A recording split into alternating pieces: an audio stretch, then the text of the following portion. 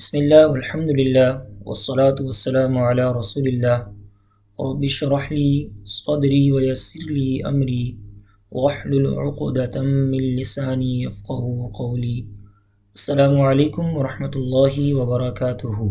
قرآن سیکھیں آسان تجوید کے ساتھ کے لیسن نمبر 1 کے اندر میں آپ کو خوش آمدید کہتا ہوں۔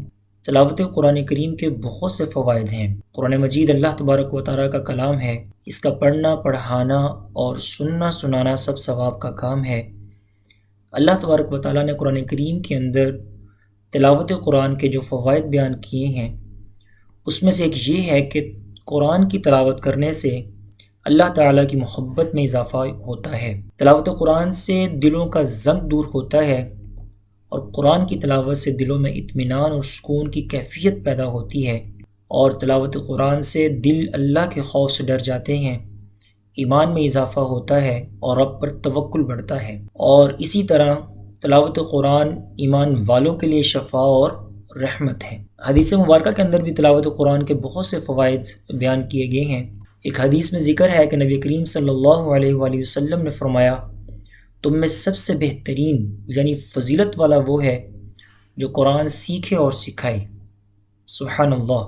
ایک اور حدیث میں ذکر ہے کہ اس کو اللہ پاک مانگنے والے شخص سے بھی بہتر اور زیادہ عطا فرماتا ہے۔ یعنی جو شخص قرآن کریم کی تلاوت کر رہا ہے اور ایک شخص اللہ سے دعائیں مانگ رہا ہے تو اللہ تعالیٰ قرآن کی تلاوت کرنے والے شخص کو مانگنے والے شخص سے بھی بہتر اور زیادہ عطا فرماتا ہے۔ سبحان اللہ۔ قرآن کریم کی تلاوت سے دلوں کا زنگ دور ہوتا ہے اور قرآن کریم کی تلاوت سے دل آباد ہوتے ہیں۔ بندہ کسی عمل سے اللہ تعالیٰ کا اتنا قرب نہیں پا سکتا جتنا یعنی قرآن مجید کی تلاوت سے پا سکتا ہے۔ یہ وہ تمام فیض و برکات ہیں جو قرآن کریم کی تلاوت سے ہمیں حاصل ہوتے ہیں۔ لیکن سوچنے کی بات یہ ہے کہ آج ہم سب قرآن کریم کی تلاوت تو کر رہے ہیں اور کرتے ہیں، لیکن ان گزشتہ تمام فضائل و برکات اور فیض و برکات سے ہم محروم کیوں ہیں؟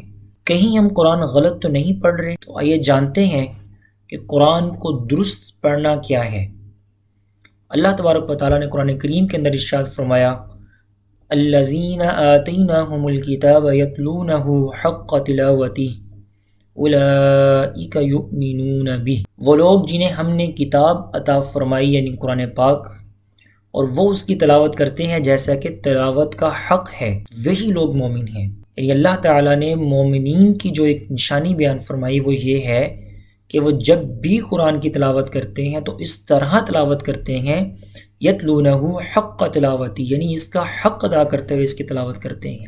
تو قرآن کی تلاوت اس کا حق ادا کر کے کرنا، اس سے کیا مراد ہے؟ نبی کریم صلی اللہ علیہ وآلہ وسلم نے فرمایا، اقرأ القرآن بلحون العرب واصواتها، کہ قرآن کو عرب کے لہجے اور عرب آواز میں پڑھا کرو۔ یعنی اس کا حق یہ ہے قرآن کی تلاوت کا کہ اس کو عرب کے لہجے اور عرب آوازوں میں پڑھا کرو۔ ایک اور حدیث میں ذکر ہے کہ جو شخص قرآن کو خوش الحانی سے نہ پڑھے وہ ہم میں سے نہیں ہے۔ تو قرآن کی تلاوت اس کا حق ادا کر کے کرنا اور عرب کے لہجے اور آوازوں میں پڑھنا یہ ممکن ہے۔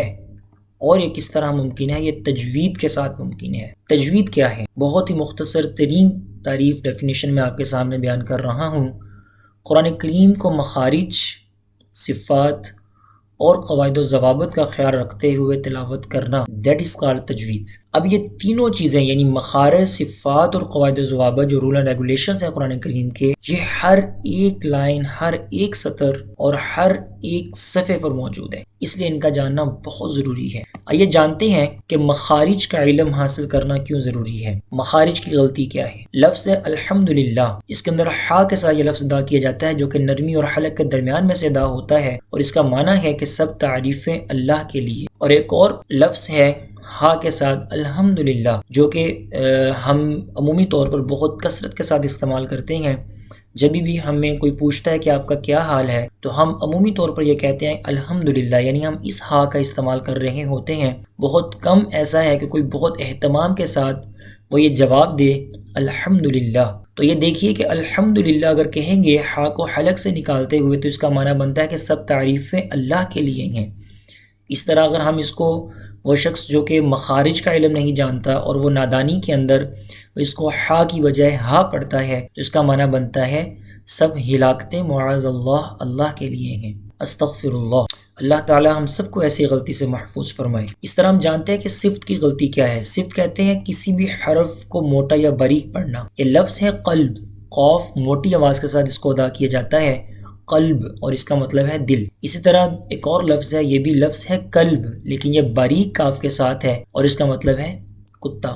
اب وہ شخص جو صفات کا علم نہیں جانتا اور اس کو نہیں معلوم کہ میں نے کون سے حرف کو موٹا اور کس حرف کو باریک پڑھنا ہے، تو وہ عمومی طور پر اس غلطی کا جو ہے وہ مرتکب ہوتا ہے، اور اس طرح کی غلطی یہ گناہ کبیرہ اور حرام ہے۔ تو یہ دیکھیں جہاں پر قرآن کریم کے اندر بہت سے الفاظ جو ہیں وہ قلوبہم کا لفظ جو ہے وہ استعمال ہوا ہے، اور جو شخص صفت کا علم نہیں جانتا، اس کو نہیں معلوم کہ اس کو باریک یا موٹا پڑھنا ہے، تو وہ کیا پڑھتا ہے؟ وہ قلب پڑھ رہا، اور جس کا معنی کیا ہے؟ کتا۔ استغفر اللہ، کتنی بڑی غلطی ہے یہ۔ اسی طرح شد کی غلطی دیکھیں، جو ہم نے قواعد و ضوابط کی بات کی کہ لفظ ہے نزلہ، یعنی شد کے ساتھ ہم اس کو سختی کے ساتھ پڑھیں گے تو اس کا معنی ہے اس نے نازل کیا۔ شد کو ادا نہیں کرتے اور نارمل اس کو ادا کرتے ہیں، یعنی نزلہ بغیر شد کے پڑھتے ہیں، تو وہ معنی بنتا ہے کہ وہ نازل ہوا۔ یعنی اب دیکھیں بالکل ہی اس کے جو ہے وہ اپوزٹ معنی، بالکل ہی اس کے جو ہے وہ اپوزٹ معنی جو ہے وہ بنتا ہے۔ اس طرح مقدار کی غلطی، یہ بھی ایک بہت عام اور بہت بڑی غلطی ہے۔ لفظ دیکھیے خلق، اس کا معنی ہے اس نے پیدا کیا۔ ایک اور لفظ ہے خلق،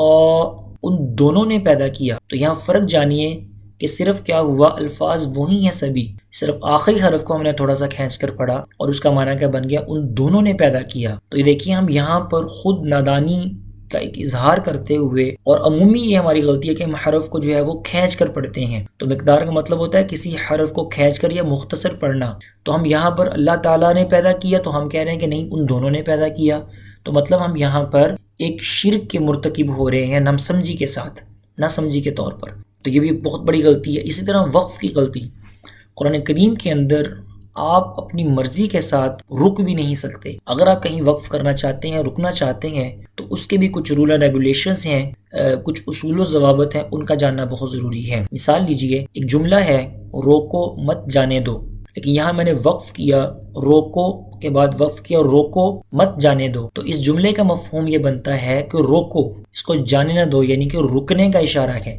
اور نیچے بھی بالکل سیم یہی جملہ ہے، لیکن صرف وقف چینج کیا اور اس کا معنی کا بنا روکو مت جانے دو، یعنی جہاں پر جانے کا اشارہ ہے۔ پہلے جملے میں، اوپر جملے میں رکنے کا اشارہ ہے، اور نیچے والے جملے میں جانے کا اشارہ ہے۔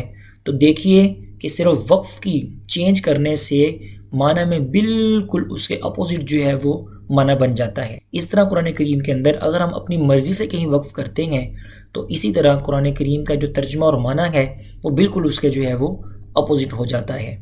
تو یہ بہت اہم چیزیں ہیں، مخارج کا علم جاننا اور صفات کا علم جاننا، اور قواعد و ضوابط اور رول اینڈ ریگولیشنز کو جاننا، جو کہ بہت آسان ہیں۔ تو ان چیزوں کو جان کر قرآن کریم کی تلاوت کرنے سے انشاءاللہ ہم قرآن کریم کی تلاوت اس کا حق ادا کر کے جو ہے وہ کر سکیں گے۔ تو یہ بہت بڑی غلطیاں ہیں۔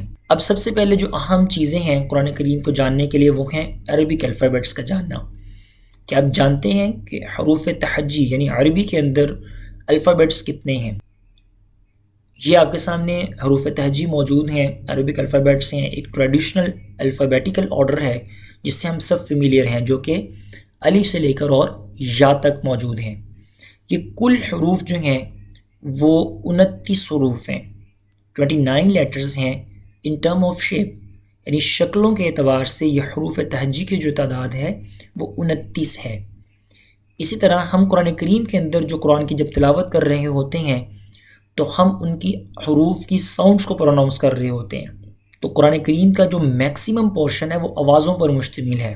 مثلاً ذَلِكَ الْكِتَابُ لَا رَيْبَ فِيهِ، اب اس مختصر آیت میں نے کوئی بھی حرف جو ہے وہ لام یا ذال یا کاف ادا نہیں کیا، بلکہ میں نے ان حروف کی ساؤنڈز کو پروناؤنس کیا ہے۔ تو قرآن پاک کا میکسیمم پورشن جو ہے وہ ساؤنڈز پر مشتمل ہے۔